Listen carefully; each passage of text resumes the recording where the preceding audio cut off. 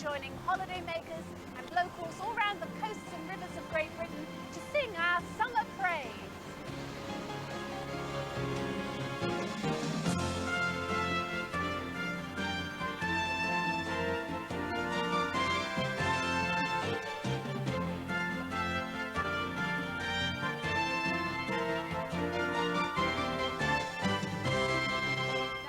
This is what I call a good day out, taking an excursion on the good ship Jupiter as she goes down the water.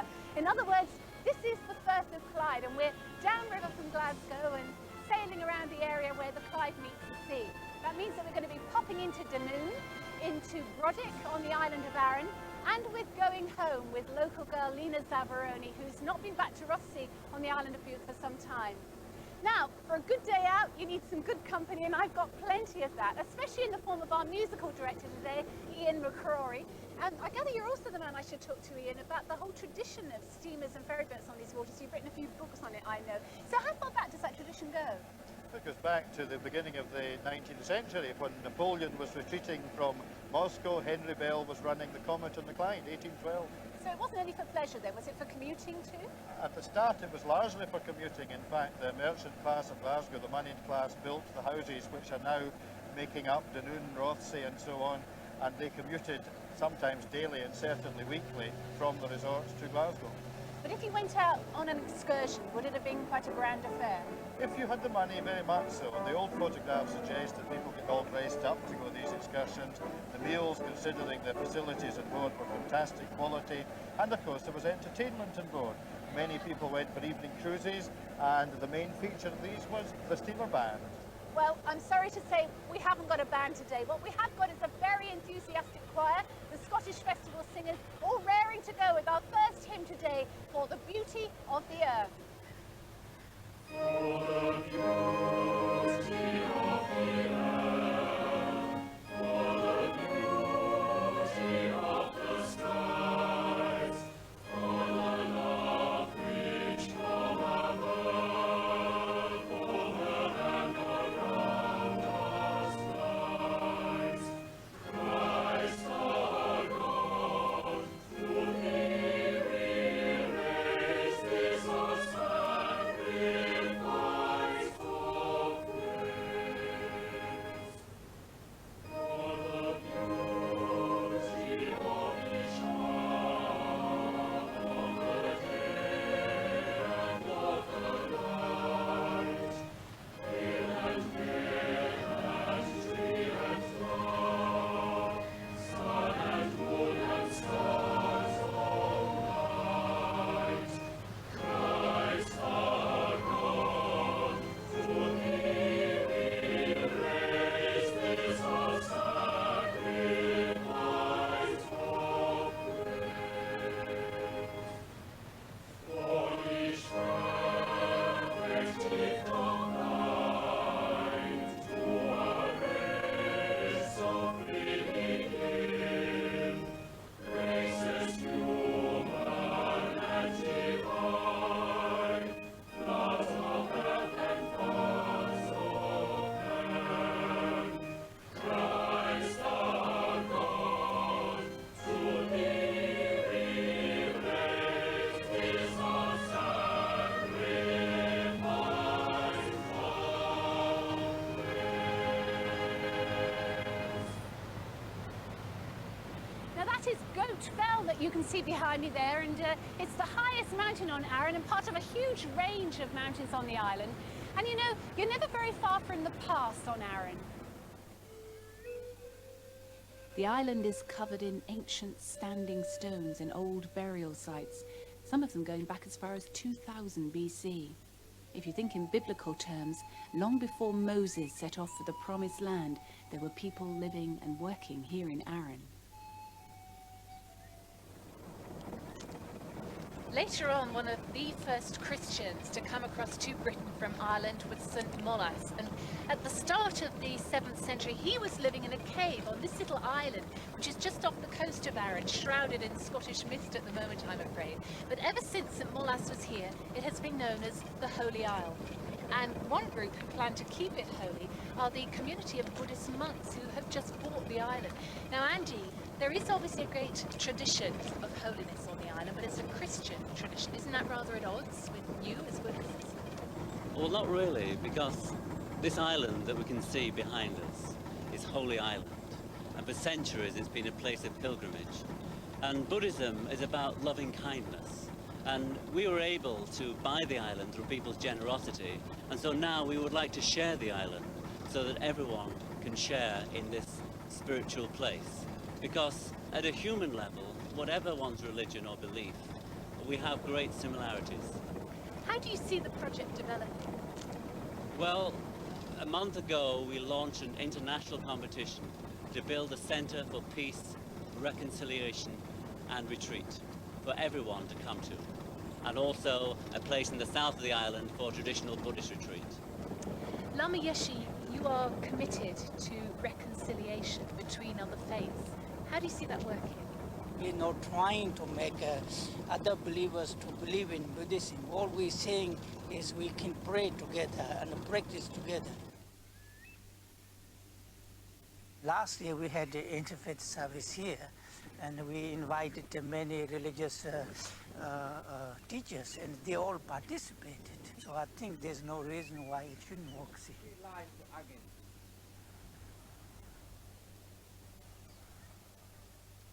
Those red sandstone rocks over there, they reckon are about 400 million years old. Well, as we said, you're never very far from the passing, Aaron.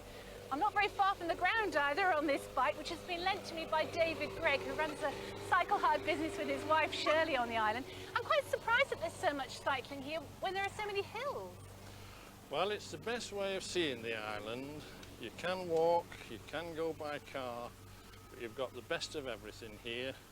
You can stop whenever you want and see the island, and a beautiful island it is too. Oh, this is a bit more comfortable than that bike seat. This is very elegant too, isn't it, some tea? You're well practiced with this tea business, I suppose, having run a B&B business for some time. Well, in fact, we haven't been doing B&B for a year or two. It got a little bit too much like hard work, and we now do all self-catering. But most of your trade, of course, the bikes and visitors would be seasonal. So how do you spend the winters here? Oh, well, winters are lovely because we can indulge in all our hobbies, particularly spinning and weaving, which we enjoy doing very much. David is the spinner, and I weave and knit up all the wool that he spins for me. In the self-catering units, what kind of people come? Well, I think they come from all corners of the world, and we're most surprised, or used to be surprised, that a large percentage of them are Christians, and there's nothing to tell them that until they step over the threshold. And you find that that brings a richness to your own faith? Oh, it does indeed, yes. They bring a lot of blessing with them, and at the same time we feel that God has given us a sort of caretaking ministry to love these people who come under our roofs, perhaps through hard times, perhaps they're facing difficulties at home or in their businesses, and the time that they can spend here in all this beauty and peace, it works beautifully really to help to send them away refreshed and renewed. And in each port of call, the Scottish festival singers are joined by local choirs, in this case from all over the island of Arran.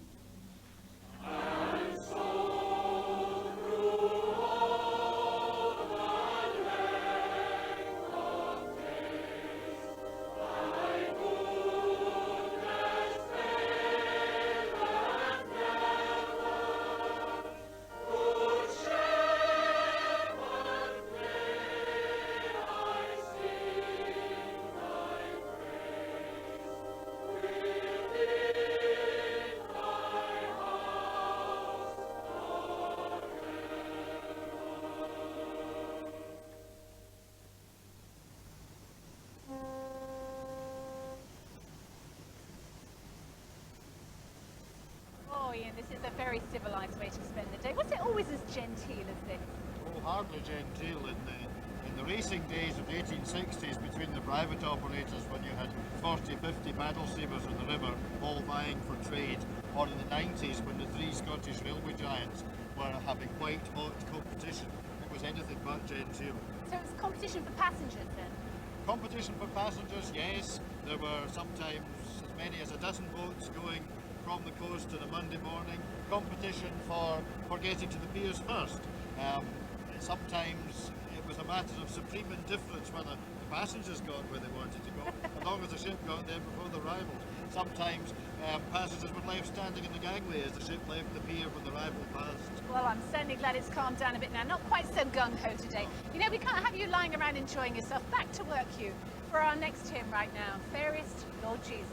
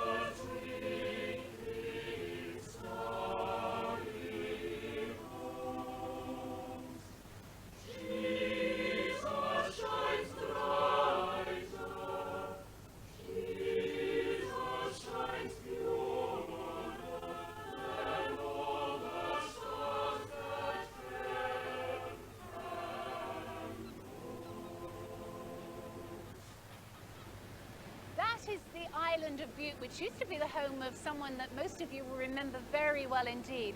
In fact, the moment you set foot in the town of Rothsay, you'll come across the name Zavaroni, Zavaroni, Zavaroni. It was nearly 20 years ago that opportunity knocked for Lena Zavaroni, and overnight the 9-year-old schoolgirl from Rothsay became an international star.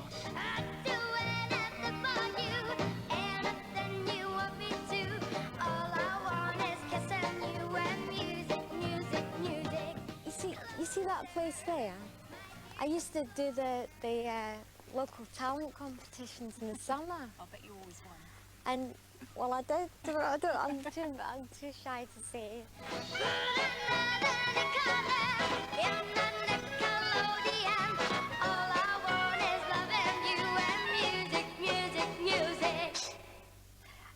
When I went to London, I was staying with my manager, and she had this great big, beautiful posh flat and everything like that. And I was just totally natural, I'd never experienced anything like that. And I remember sitting at the table, and there was like the napkins were rolled around into hat-like things, and I thought, what do you do with it? And so I stuck it on my, I thought it was a hat. This is true, honestly. I stuck it on my head and I thought it was a hat. Some of these days you're gonna miss me, honey. I had to learn a song in Japanese, and Mahi's making eyes at me. I bet you don't remember. You know, I do. I do. I don't know why it's stuck in my head, but it goes, Mama, ano hito nano, Mama, suteki na hito, Mama, itsumo watashi ko miteru no, Mama, moheru hitomi mama. Do you have happy memories of being at school here? Oh, yeah. But memories of international stardom and of happy days at primary school are clouded by her later experiences of anorexia, eating disorders and depression. And I was at stage school. I was quite a plump little thing, and everybody that had auditioned for stage school was sort of a little weeny things, you know, because they were intended to grow up into sort of dancers and ballet dancers. But because I could just sing, I've never danced before or acted or anything like that. So I was always the plump one of the school. I feel so lonely, just for you only. And you know, honey, you've had your way. I only had anorexia for 2 years, and I remember coming out of it, and really it developed into clinical depression, which has stayed with me ever since, and that has been the main problem, really. I'm only human. I'm just a woman. Help me believe in all I could be and all that I am. Show me the stairway that I have to climb. Lord, for my sake, teach me to take one day at a time. There's no spirit in me, that's the part of the depression. There's no will and there's no meaning. But the word hope is a word, isn't it? Hope, it's a word. It's like no hope is a word. And if there's a word hope, then there is always hope at any time of life. And I think you've just got to think that, whether you feel it or not. One day at a time, sweet Jesus, that's all I'm asking of you. Just give me the strength to do every day what I have to do. Yesterday's gone, sweet Jesus, and tomorrow may never be mine. Lord, help me today to show me the way, one day at a time. Lord, help me today to show me the way, one day at a time.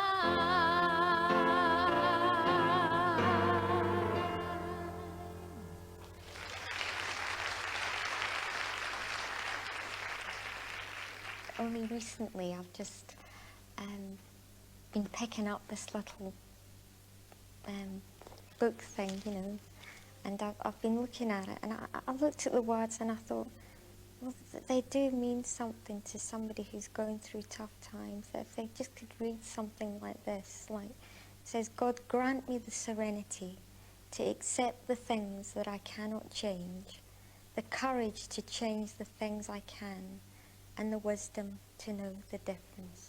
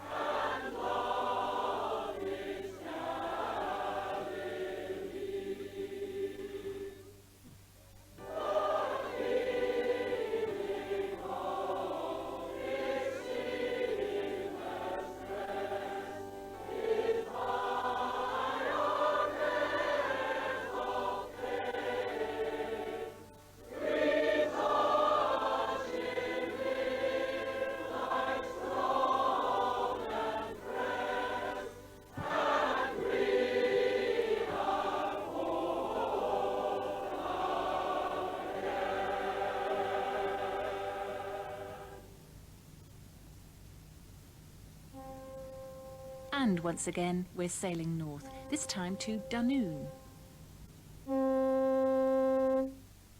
Isn't that a wonderful sound? Very musical. Now, this is the lady who can play with that horn anytime she likes to. Well, when she needs to, of course. But she's a bit busy driving at the moment because Linda Ward is the first officer of the Jupiter. Of course, you don't drive a boat like this, do you? That's the wrong word. No, this type of boat.